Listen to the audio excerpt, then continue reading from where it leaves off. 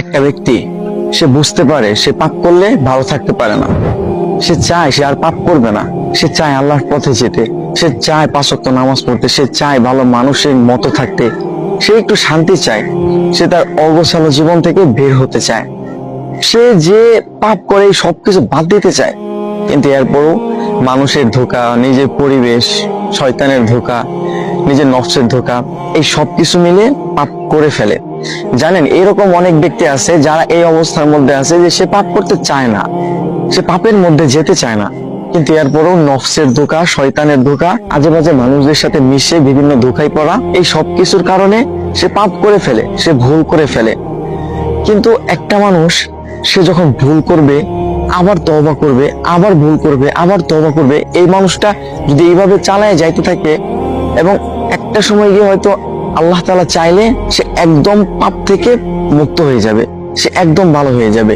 একটা সময় সে একদম পাপ ছেড়ে দিবে। একটা মানুষ সে পাপ করতেছে, কিন্তু সে যে পাপ করতেছে এটা সে ভাবতেছে না, এটা ভুলটাকে সে ভুল মনে করতেছে না, পাপটাকে সে পাপ মনে করতেছে না।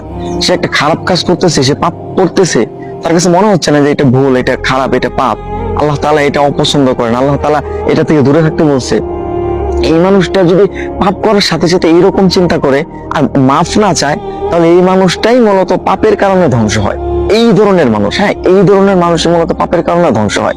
কিন্তু যেই মানুষগুলা পাপ করে আবার আল্লাহ তাআলার কাছে মাফ চায়, সে পাপের জন্য তওবা করে, সে আল্লাহ তাআলার দিকে ফিরে যেতে চায়, এই ধরনের মানুষ ইনশাআল্লাহ একটা সময় গিয়ে সে ধীরে ধীরে ধীরে ধীরে যখন পাপ করে আবার আল্লাহ তাআলার কাছে মাফ চায়, তখন এই যে তার এইভাবে চলতে থাকে, তখন না সে একটা সময় গিয়ে বুঝতে পারে যে আসলে পাপ করার যে খারাপ প্রতিক্রিয়াগুলো আছে সেগুলা কি। প্রত্যেকটা পাপ আর প্রত্যেকটা খারাপ কাজের বাজে একটা প্রভাব আপনার জীবনের উপর পড়বেই পড়বে। সুতরাং আপনি পাপ করতেছেন, আপনি ভুল করতেছেন, আপনি ভালো হতে চাচ্ছেন, এইটা একটা ভালো অভ্যাস যে